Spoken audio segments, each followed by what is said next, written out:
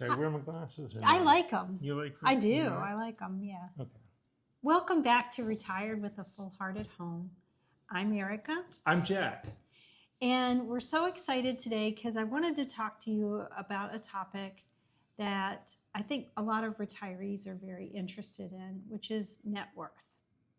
I wanted to show how we looked at the net worth tables from the Federal Reserve and questions about those so that if you are thinking about retirement and you are looking at those tables, there's a couple of factors that you can consider, and maybe they're obvious. And I don't think they're obvious. you don't think they're obvious? No. Well, that's okay, good. So I just thought it might be helpful to somebody. I do our monthly statistics every month. And this month I was late because I usually do it on the first of the month and the kids were here. So I delayed that a little bit. And about, 4 or 5 days ago, I compiled everything for the month of June, as I always do, all of our spending in all the different categories. And then I always do our net worth.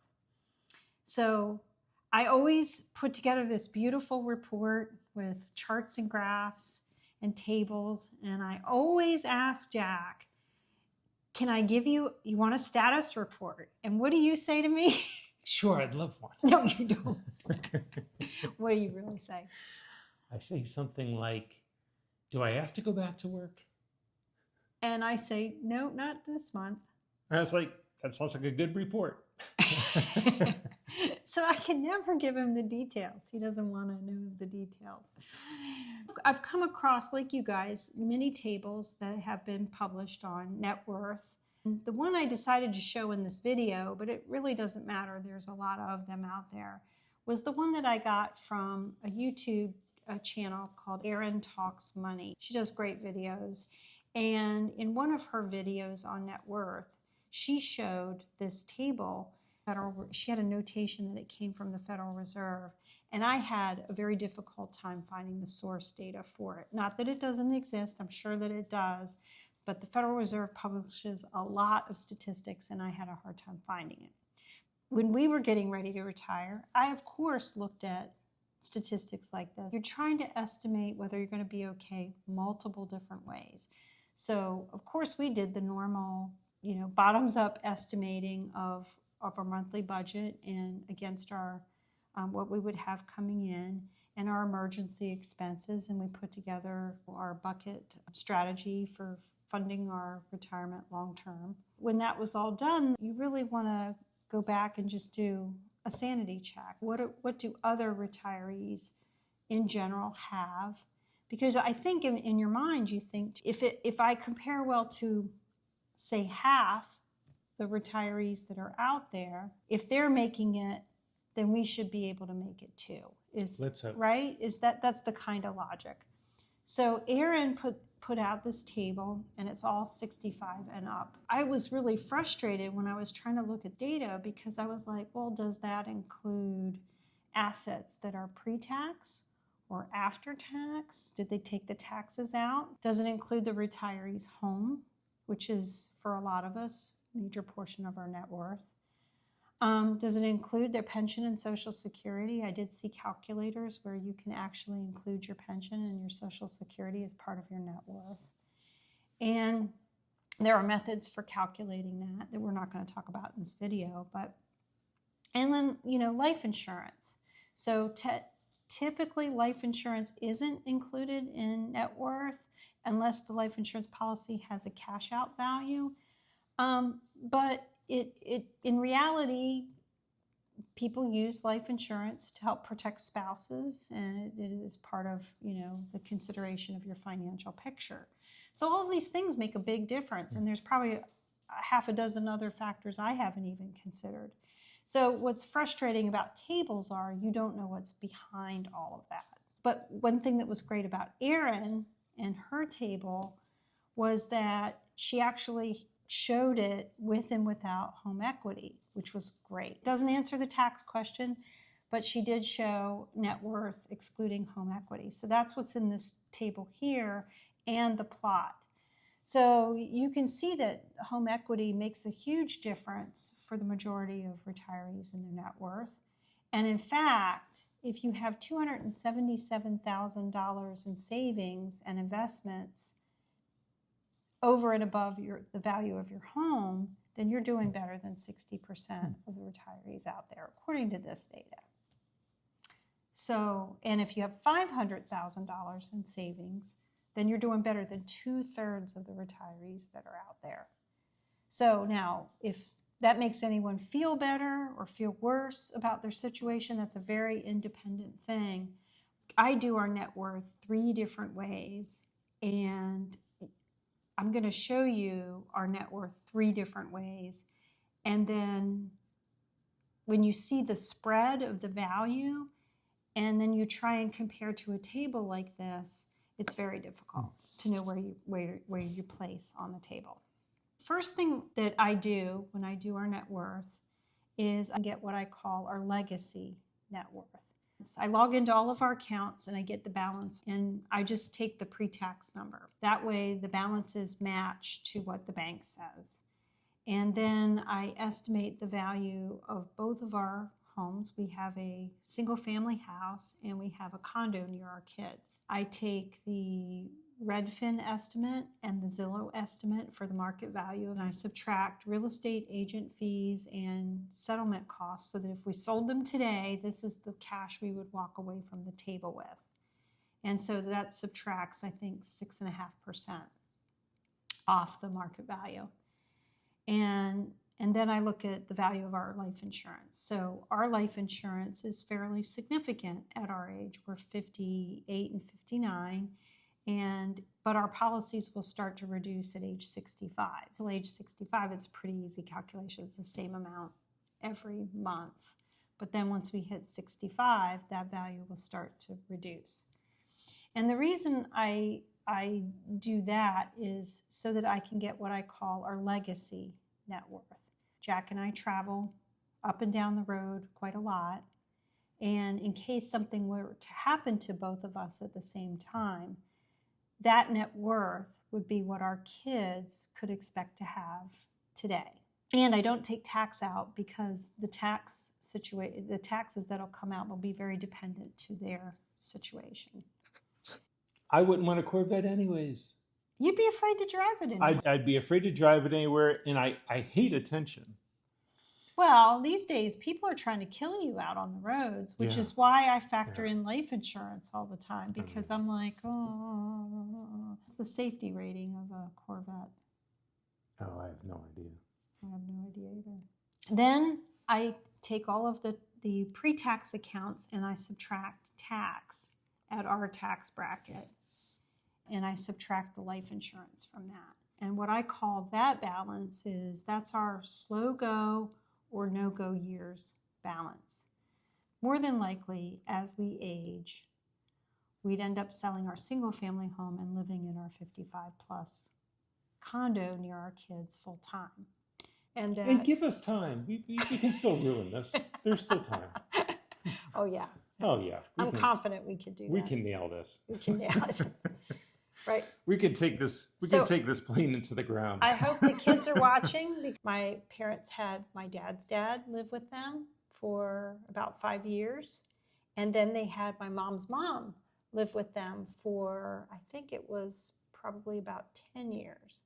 So my parents shared their home with 2 of their parents for about 15 years, and that was how families made it back in the day. So kids, if we blow it, we're packing the bags and we're knocking on the door. We're taking the Uber to your place. Yeah. And, I would not say that you could trade us back and forth. We could stay with our son for half the time and our daughter for half the time. And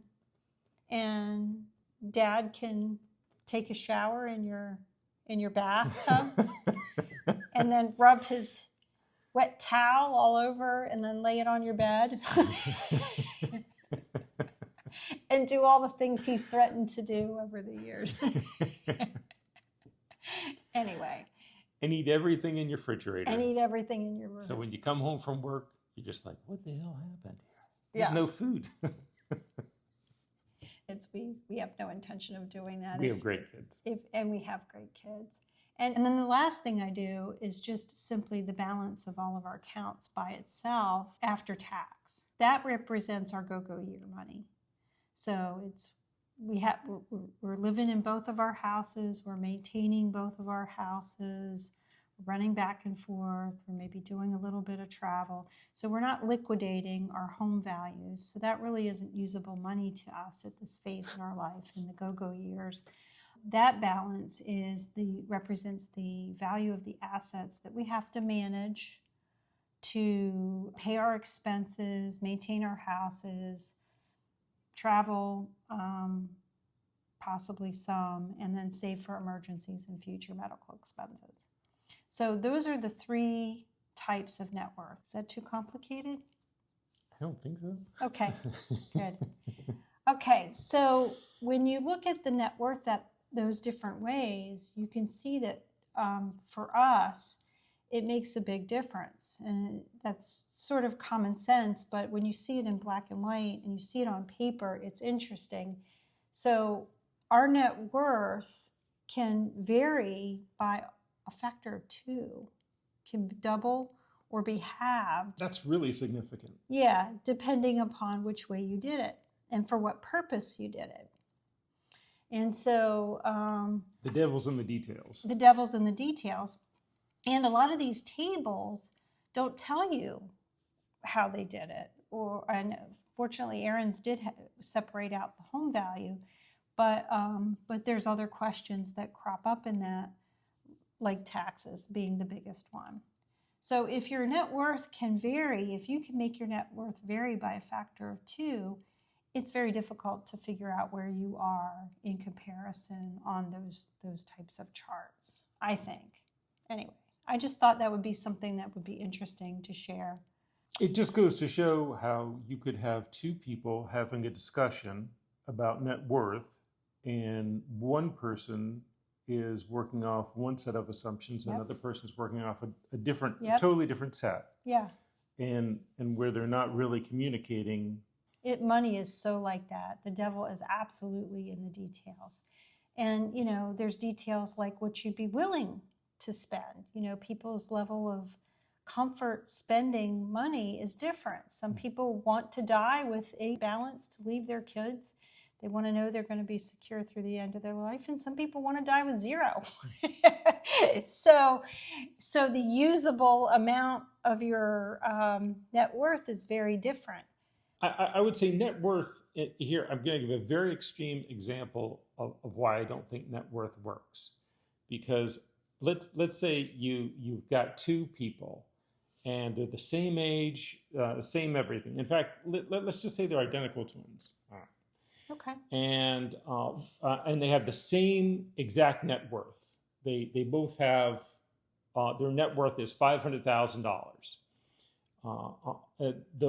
The one person, his net worth is entirely in a painting. He owns a $500,000 painting.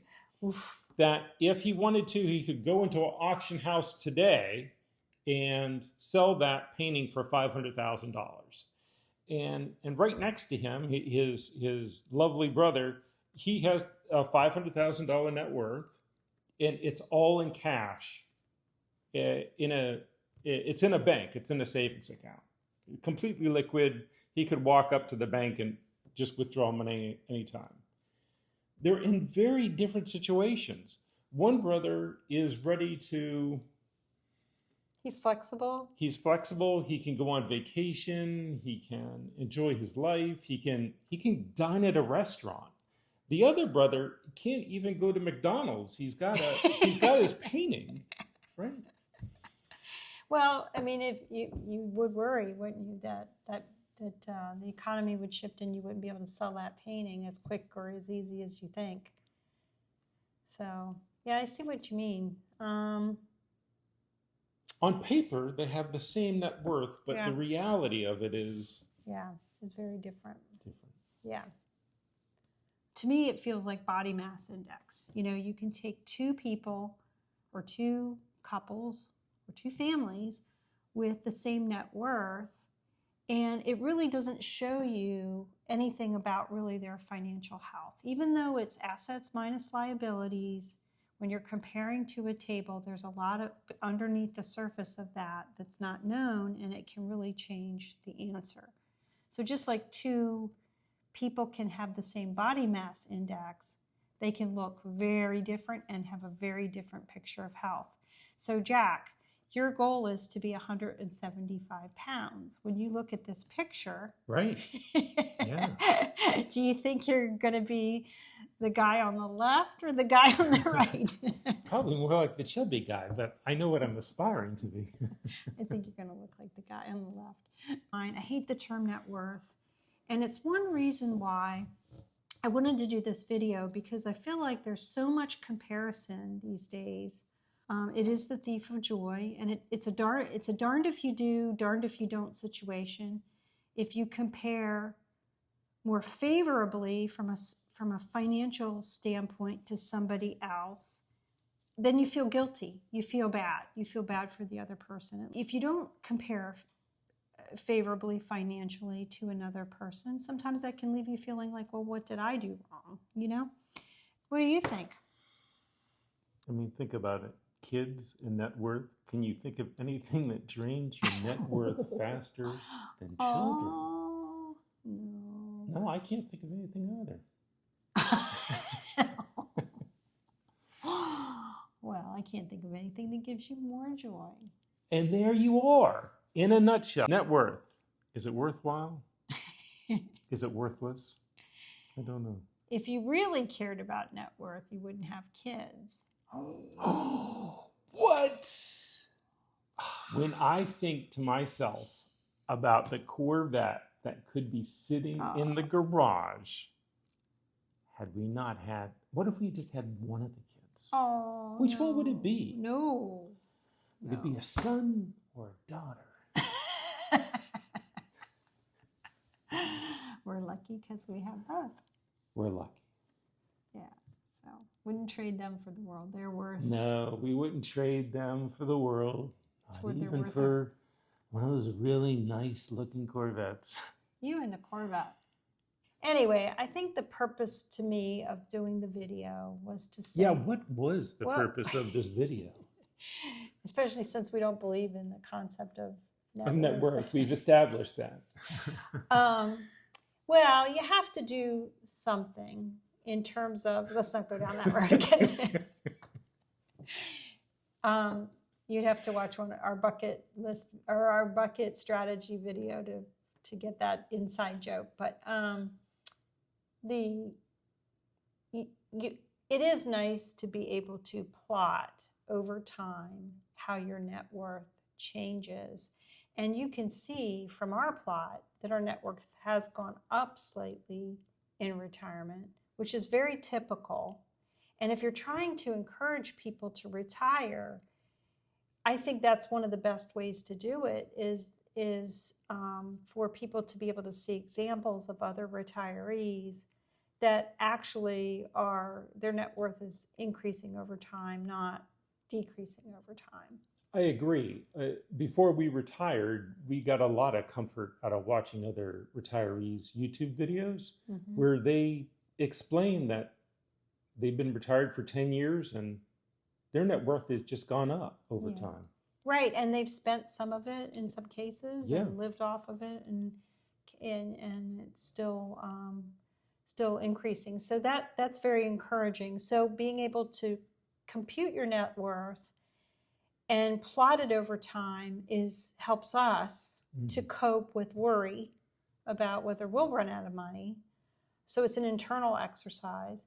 And then it also helps to organize our finances for our kids should something happen to us and they either have to take over our finances or, it's an estate situation. So it's a good exercise to do, but I just hate the term net worth because it's a highfalutin term. Rubs me the wrong way. It's a highfalutin term that I would absolutely be embarrassed to say in front of my mother, my grandmother, who struggled for money their whole lives. And so we hope that if you are contemplating retirement, or even if you're already retired and you're hearing folks talk about their net worth or their financial situation, or some of the financial advisors YouTube channels, and you're keep in mind that you really have to understand the assumptions in those net worth tables. If they're after tax, do they include home equity, things like that, if you're going to compare to your particular situation. And maybe just don't maybe just don't bother. I trust yourself. You know yourself. You know what you want to spend your money on and how you want to live in your retirement. You know what you have, assets you have to work with. And if you're comfortable, then you're comfortable. And we're not financial advisors, so Definitely not. seek all the advice that you need to get to a place of comfort. But as soon as you do, we really encourage you to retire, because it is the bomb. And I don't think there's many other things in life besides maybe having kids is that you can derive as much joy from having your time to do what you want to do. Thanks for watching. Don't forget, hit the like, the subscribe, the share, the comment. Hit them all. We get the best comments. I just want to say thank you to people that watch our videos, and we really, really appreciate it. You don't know how much fun we're having, so we enjoy it. We love watching your videos. Keep doing it if you can, and we'll keep watching. So thank you so much, and we'll hope to see you in the next video.